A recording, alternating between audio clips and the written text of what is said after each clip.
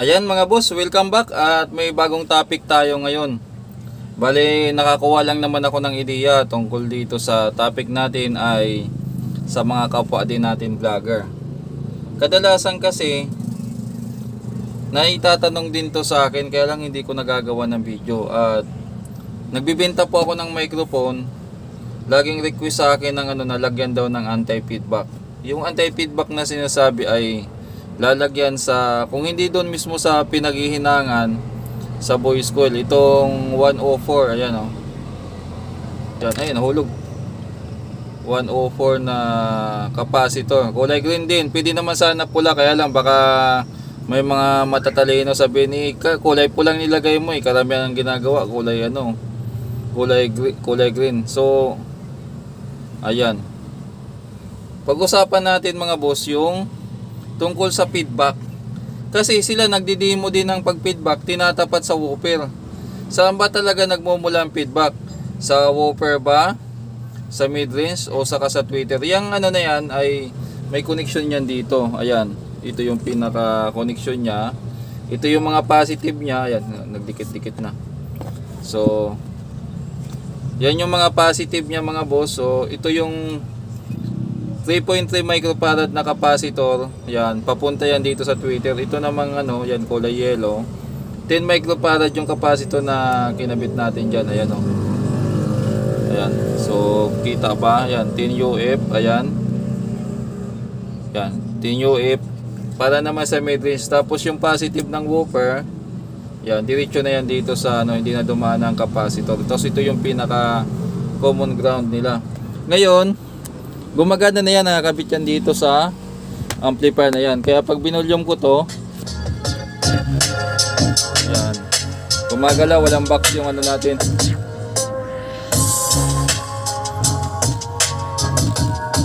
Ayan. Yung settings natin dyan nakagitna lang. Ano ba yung ilaw? Nasasagi ko. Nakababa muna natin. Nakagitna lang yung treble, mid at saka yung bass, naka-off yung S-bass at saka loudness. Tapos yung pagkakabitan natin ng mic sa baba, nakagitna lang yung volume, nakagitna yung off, echo. Ngayon susubukan natin ng bagong microphone. Tingnan natin kung magpi-feedback. Yan. Ito yung microphone natin bagong bago to mga boss, para walang masabi. Kailangan bago. Ayan. So alanganin lang yung Ayan, salpak natin dito. Ayan, tapos itong wire tika lang, lagay natin. So connect natin doon dito. Ayan. So, hilo-hilo tayo. Hello. So, tingnan natin kung magpi-feedback. O, diba? Off natin yung sounds. May feedback pa ba? Ngayon, alamin natin kung saan talaga yung feedback. Una, ang gagawin natin ay ititira natin tong woofer. Ibig sabihin, tatanggalin natin yung isang linya nito. Ayan.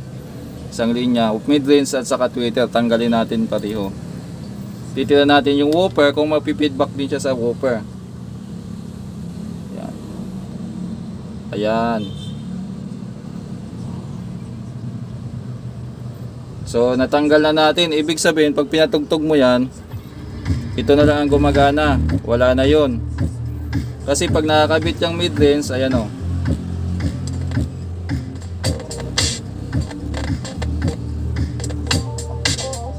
Yan, pag may mid-range. Pag tweeter naman,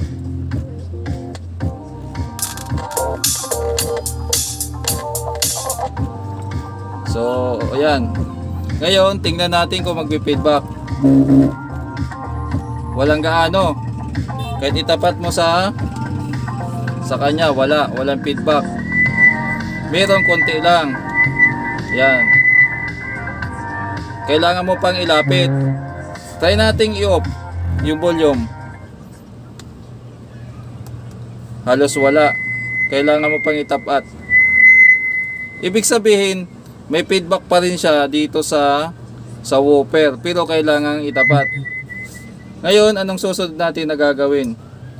Tatanggalin natin yung linya nito, ibabalik natin yung sa mid-range. Try natin tanggalin. Dito na lang tayo magtanggal mga boss. Yan, tinanggal na natin. Ibalik natin ngayon yung sa mid-range.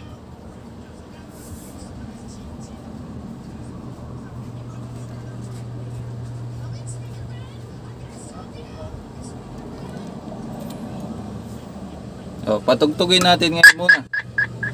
Naka-on pa yung nagulat ako. Ayan, gumagana.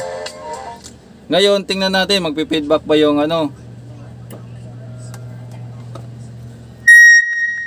mid-range nagpi-feedback. Yan. Ang lakas. So, hindi mo siya mailapit talaga. Hindi katulad nitong sa woofer, kaya mo pang ilapit bago lang mag-feedback. Ngayon, tanggalin naman natin to, ibalik natin yung tweeter, tanggalin natin yung mid-range. Yan, tanggal tayo uli na mid-range. Tapos kabit natin yung wiring ng woofer. So dito malalaman natin kung sino talaga yung pinakamalakas magpa-feedback. Try natin volumean muna. Yun yung tweeter. Tingnan natin kung magpi-feedback. So may feedback din. Hindi mo rin siya mailapit. Kasi pag tinapat mo siya ng gano'n, oh, di ba? Dito pa lang sa malayo, oh, may feedback na mga boss. Ibig sabihin dito sa eksperimento natin nakuha na natin yung mas malakas ang feedback kapag nasa high frequency. Kaya nilalagyan ng 104 para yung frequency na nagtatransmit dito sa sa microphone pababa ay nababago. So try natin. Ngayon i-try natin tong, di ba dito tayo banda dito. Itapat natin dito lang tayo. Tapos ito yung din on natin. Di ba?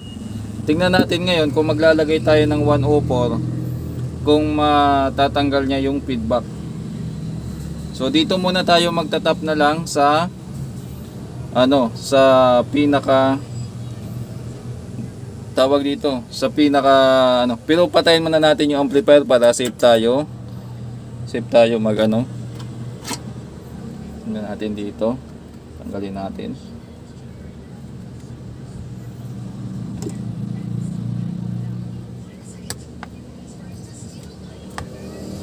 Yan, pwede ka na dito maglagay ng dito pwede na tayo maglagay dito. So 2 and 3 kasi magkasama naman yung magkasama naman mga boss yung magkasama naman yung 1 and 3, kaya ang top natin dito sa 2 and 3. So lagay natin, panghinang tayo, anti feedback.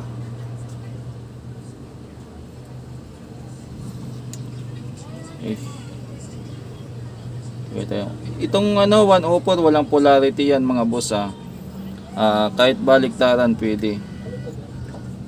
Ngayon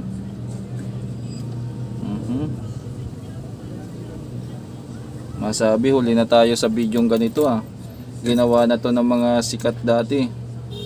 So baba ko muna uli yung natin. Try natin, on ko na muna yung amplifier. Tingnan natin kung nawala na yung feedback. Meron pa rin mga boss. Meron pa rin. Hello. Meron pa rin siyang feedback. Yung effectivity kasi ng feedback na to, siguro kung kung malayo, pero kung malapitan, kahit mayroon kang 104 magpi-feedback pa rin. Depende sa lalo na kung sa Twitter natin ginamit. Pero pag sa ata mawawala na. Sa di lang natin alam kung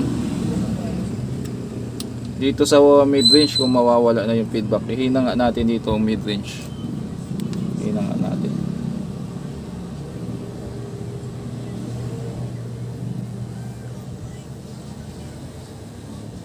Yan. Kahit hindi naman kagandahan yung hinang natin, basta ang importante kumapit lang muna. Nagtitesting lang naman tayo. Okay, distansya ko na lang siguro dito yung ano, atas natin. Tingnan natin kung may feedback pa.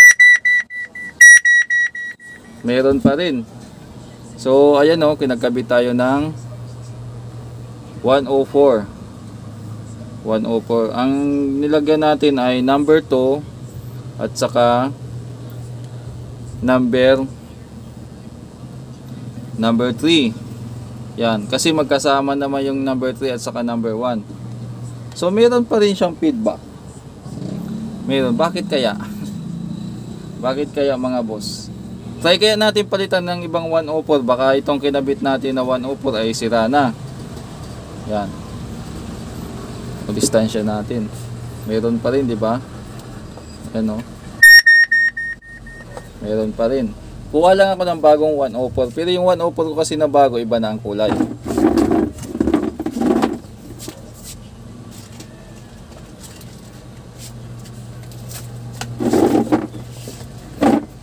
So marami tayo ditong 104. Ito. Ang 104 ko kasi na ginagamit ay ito. Kung technician ka, alam nyo na to. Pero sa mga ano kasi magkakaroon to ng ano. Sasabihin, ibang kulay na 104 na yan eh. Tanggalin natin tong ano. Tika lang, naka-on yung amplifier para safe. I-off ko muna.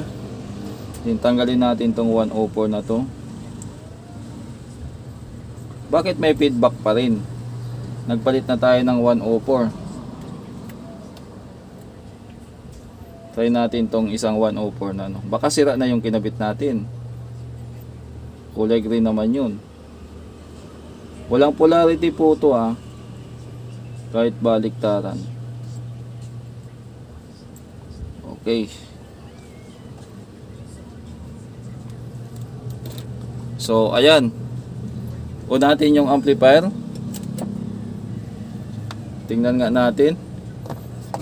Kailangan kasi tanggal daw feedback meron pa naman eh. Hello. Yan. Gumagana pa naman. Ibig sabihin, pag medyo malapit pa rin talaga yung ano mo, medyo malapit pa rin talaga yung tawag dito, yung pinaka ano mo, feedback pa rin talaga kahit mayroon na siyang 104. Baka naman baka naman may magsabi, ba't kasi dyan mo nilagay? Dapat doon sa voice coil mismo. O sige, try natin sa voice coil. Ito tayo sa voice coil mismo maglagay. Ito paalala, itong ginagamit kong ay isang bago. Bago po itong matigas pa yung O dito tayo maglagay. Baka naman baka naman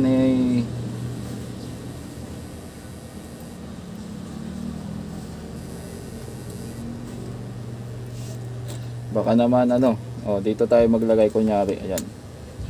So dito, tapos na tayo dito mag-eksperimento para hindi masira yung wire. Balik na natin to. Baka mawala pa yung tornilyo.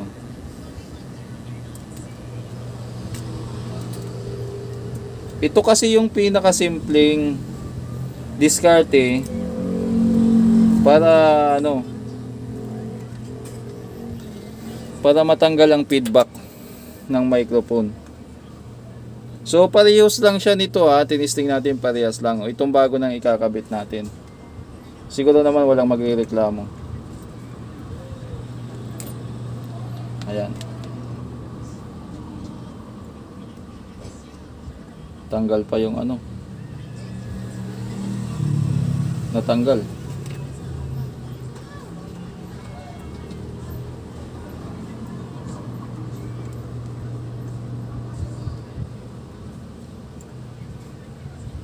Nahirapan tayo magkabit. Okay. Itong isa.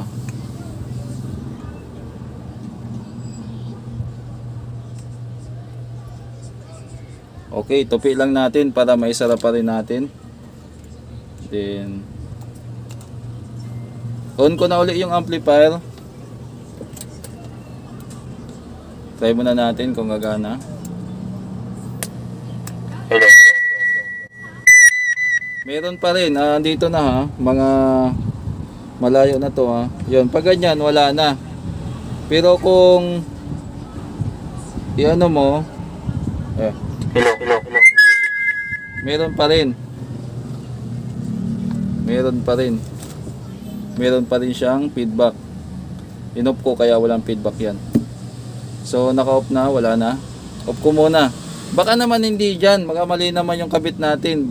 Baka naman hindi sa voice coil. Baka naman dito kinakabit yan sa puno. Yan, kabit natin dito. Baka naman dito. Yung pinagtitistingan natin ay, kung naka-off na yung amplifier. Ang pinagtitistingan natin ay malapit lang. Kasi kung katulad ng claim na absolute talaga tanggal yung feedback, dapat pag testing natin wala talaga.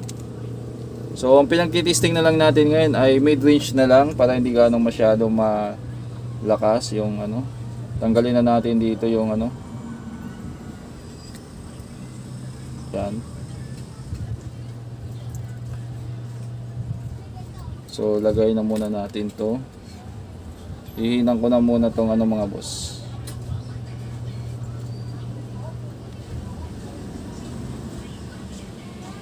Ihinan ko na muna tong. Ito naman ay eksperimento lang natin. So ibig sabihin, naglagay tayo dito ng hindi pa rin effective. Balik na natin tong takip para.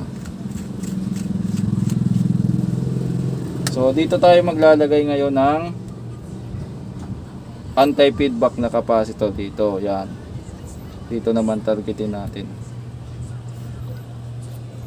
Hindi na tayo magtitesting na malayo kasi marami namang gumawa na ng vlog nito na pang malayuan.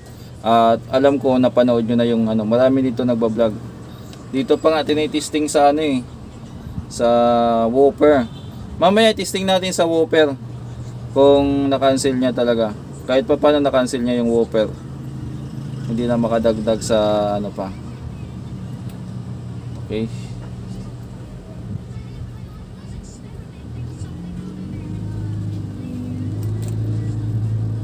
So ba't natin nililipat-lipat? Kasi malamang may sasabi naman dyan na ay mali, bakit dito mo nilagay? Sabihin naman ng iba, ay mali, dapat dito sa may coil dapat. O yung sasabihin naman ng iba, ay mali, dapat dito sa may puno, sa may plug. So ayan, ibalik ko na to doon sa lagayan ha. Okay. Ayan. So ayun siya mga boss, nakakabit pa. Try natin uli. Ay, naka-off pa yung amplifier. On natin. On natin yung ayun. Hello? Try natin doon sa puno. Oh. Ay, meron. Hello.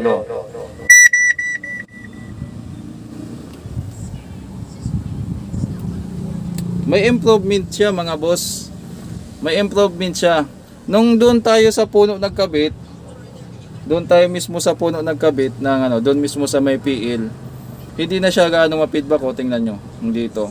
So isa na lang ang ginagamit natin ngayon, itong mid-range. Samantala nung dito natin kinabit, ma-feedback pa rin. Nung dito ma-feedback pa rin. Nung doon tayo sa puno nagkabit, wala nang feedback.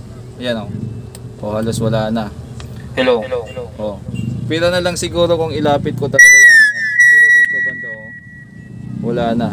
So kung hindi naman niya nakaganon, kaya nakaganon ka naman magkakanta, kaya pwede. So anong nangyari, nabawasan yung feedback. Nabawasan yung feedback niya pag doon. Siguro pag dito sa talaga, sa woofer, ikakabit ko tong woofer. Kakabit natin tong woofer. Yan, ikabit natin yung woofer. Ngayon, italikod ko muna to o hihiga ko.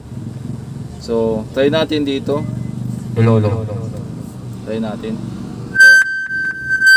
Meron pa rin malapit. Pero ano, hindi ano.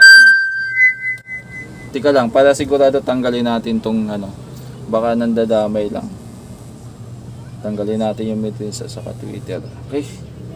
Ayan. Hello. Hello. Ayan. Wala na, hindi na masyado. Mayroong konti. May feedback pa rin siya. Ano bang natutunan natin dito sa anti-feedback na to?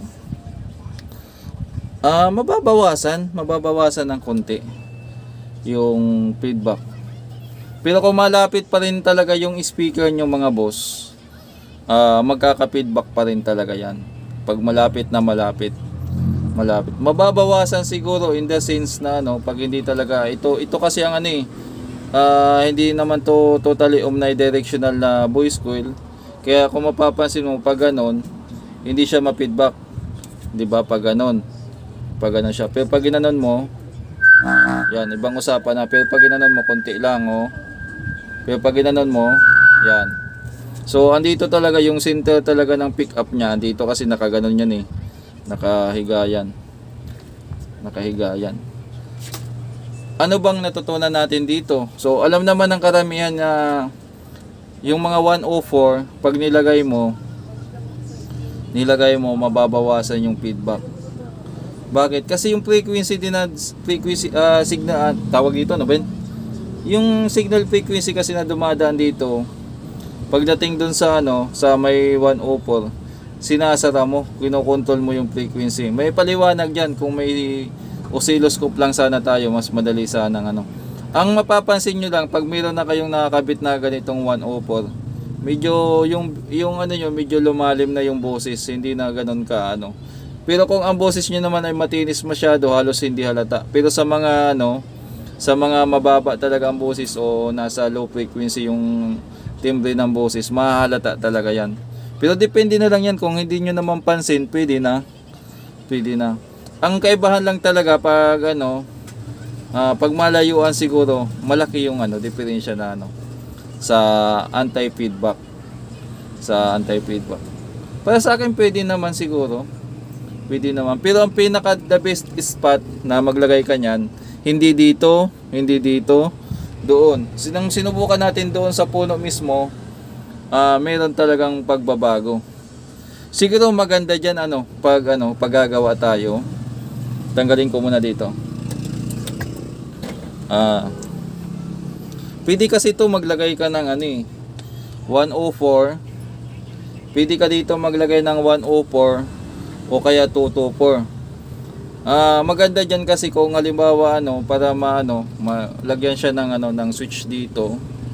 Lagyan ng switch. Baka balang araw pag may mga gusto magpagawa diyan, willing magpa-eksperimento, try natin dito sa may dito na lang lalagyan ng switch. Kasi pag dito nakalagay yung 104, mas maganda, mas effective. Mas effective siya na nawawala yung feedback pag dito. Napansin niyo naman yun tayo sa mid-range lang yung ginamit natin kasi pag sa Twitter talaga masyadong matalas o masyadong sensitive.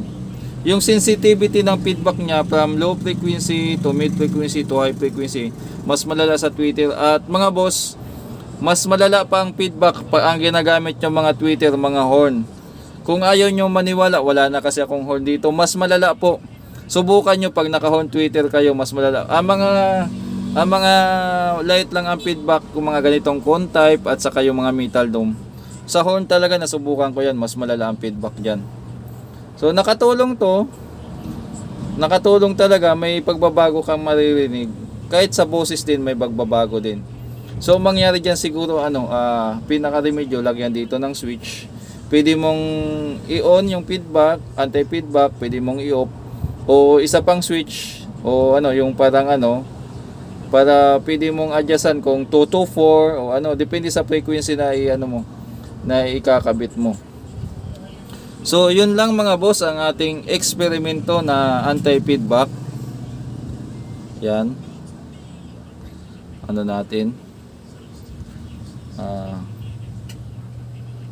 Yan. Ayusin natin yung Ayusin natin yan. Anti-feedback yan. Kasi igagawin natin tong thumbnail.